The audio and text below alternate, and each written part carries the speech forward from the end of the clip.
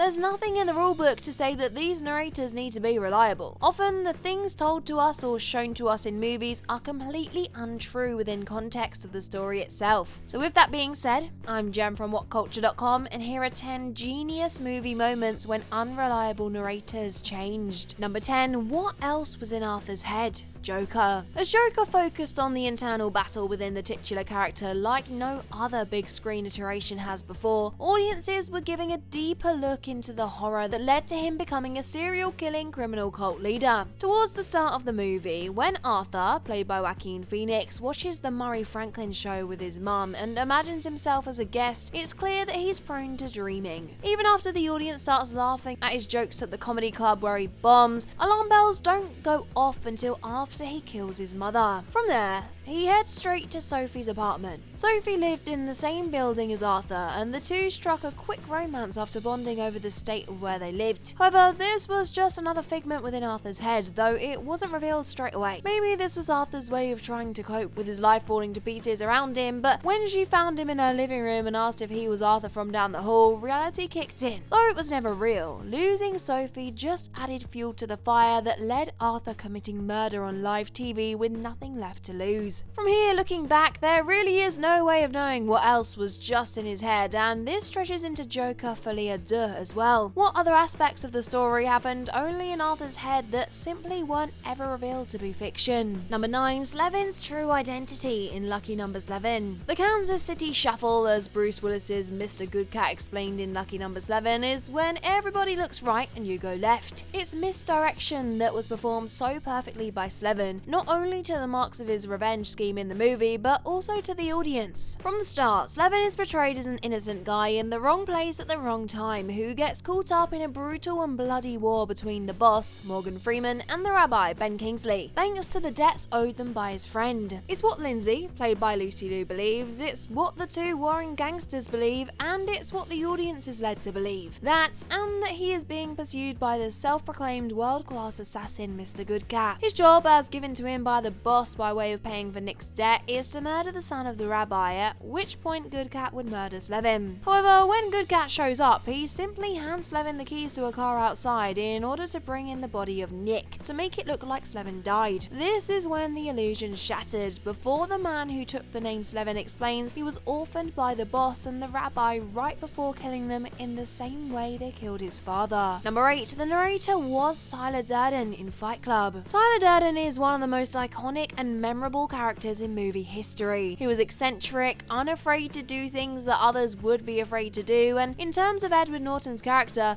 was everything he wished he could be and more. Herein lies the point of the character. Tyler Durden was never real in terms of Brad Pitt's iteration. He was a part of the narrator's mind that allowed him to be what he wanted to be, to live like he wanted to live without fear of reservations. There is an iconic scene in Fight Club in which Pitt explains very clearly to Norton that they are the same person and how and why he was created. However, this isn't and has never been the big reveal. It delves into the details, but the penny begins to drop in the previous scene where the narrator hops across the country looking for Durden. You can't find Pitt's character anywhere until he speaks to a bartender who is a part of Project Mayhem, who explains that he himself had already visited last week to ask about security before addressing him as Mr. Durden. It's not until after that he is called Tyler by Marla Singer, played by Helena Bonham Carter, and has everything spelled out for him by the personification of Durden. Number 7. Two very different stories told in Life of Pi. If anyone sat you down and told you the events that Pi relegated to Rafe Spall's author in Life of Pi, you simply wouldn't believe him. That was exactly the point, and why Pi's uncle sent the writer to him, claiming he had a story that would make you believe in God. While transporting their zoo animals from India to Canada, the ship carrying Pi's family sank in a storm. Pi himself was the sole survivor, making away on a life raft along with a zebra, a hyena, an orangutan, and a Bengal tiger named Richard Parker. The fantastical story of survival saw Pi and Richard Parker survive together after the other animals were killed. However, exactly how much of it was true is completely up in the air. Pi essentially confirmed so himself. When he was visited in hospital by insurance people, Pi told of a different, more believable tale in which the roles of the animals were given to other survivors from the ship. Himself as the tiger as he killed one of the other survivors as they killed his mother. When Spall's character figured out this. Pi told him that there were two stories told, both that ended with him losing his family and enduring a tragic experience, but there was no way of knowing which was true. It all came down to which story he preferred, which naturally was the one with the tiger. Number 6. The real truth in The Last Duel. As far as Ridley Scott's movies go, The Last Duel is at the top of the list, neither in terms of critical reception nor commercial success. However, it is actually a fascinating and unique watch, as the same story is told from the perspectives of the three main characters. The basis of the story revolves around Jacques Legris, who sexually assaults Marjorie de Carouge, played by Jodie Comer, and how her husband, Sir Jean de Carouge, played by Matt Damon, chose to react to it. The first chapter tells the story from Jean's perspective, where he's portrayed as an honourable man wronged by his former friend Legris, and once he found out about the assault, he did what he could to support his wife in her pursuit of justice. When the third chapter comes around though, telling Marguerite's truth, it's revealed that Jean was far from the man he claimed himself to be. Upon hearing the news that his wife was assaulted, he took it as a personal insult against himself, brushing aside his wife's trauma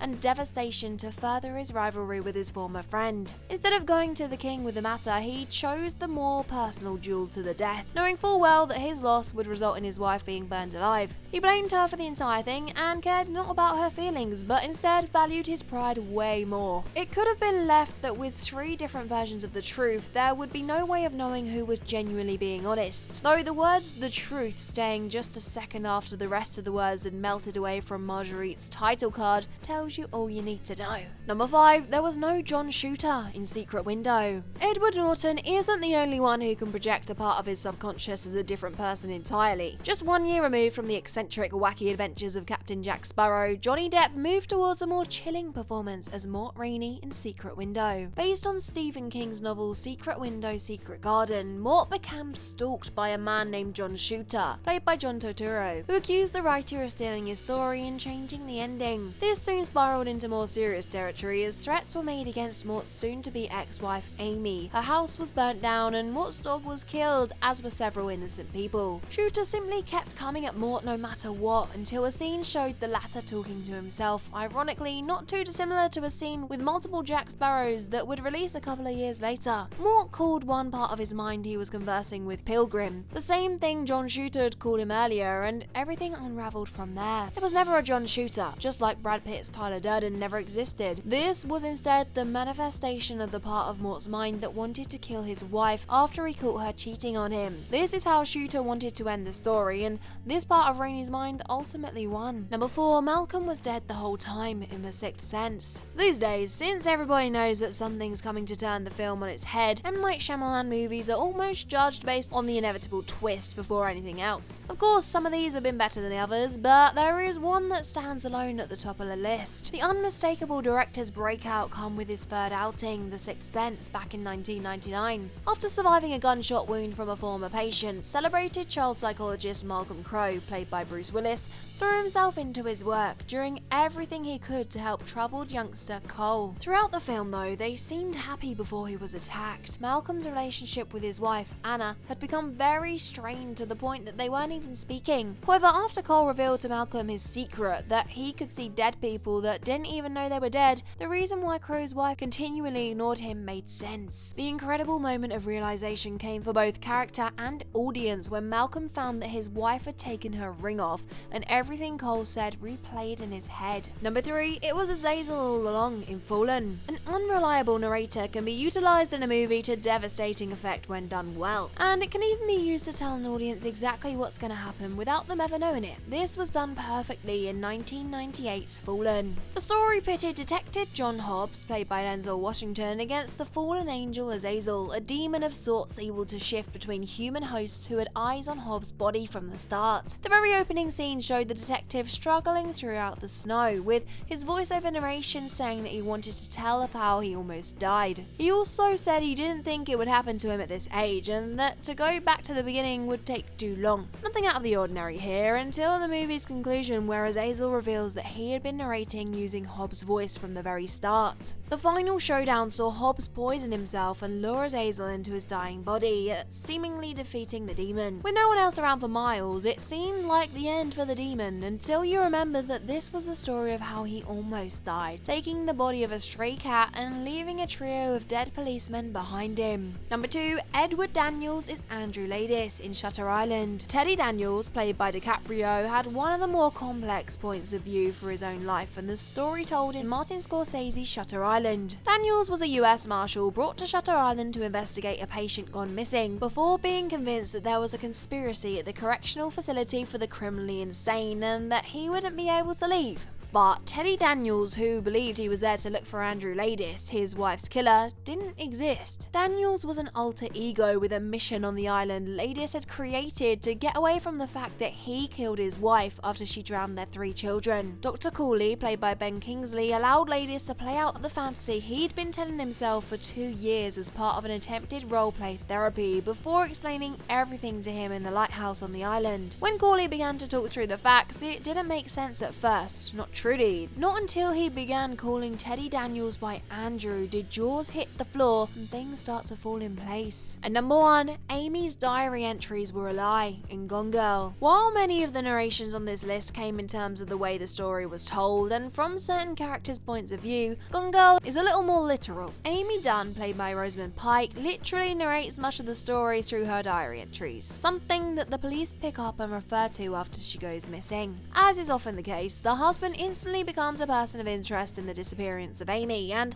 though Nick Dunn, played by Ben Affleck, was actually innocent in this one aspect, the diary entries told a very different story. They began with the whirlwind of their initial romance and honeymoon period, then delved deeper into the territories of marital problems, arguments, abuse, and Amy's fear for her safety. Around halfway through the movie, however, Amy's narration reveals that the entire diary was fabricated from start to finish in order to make Nick look dangerous and capable of killing her. She purposefully created the pages, at least 300 entries, in a way to paint Nick as guilty as payback for being a lying cheater and a poor husband in general. Amy was never kidnapped, neither was she murdered. She just devised her own story through the means of the diary to punish her unfaithful husband.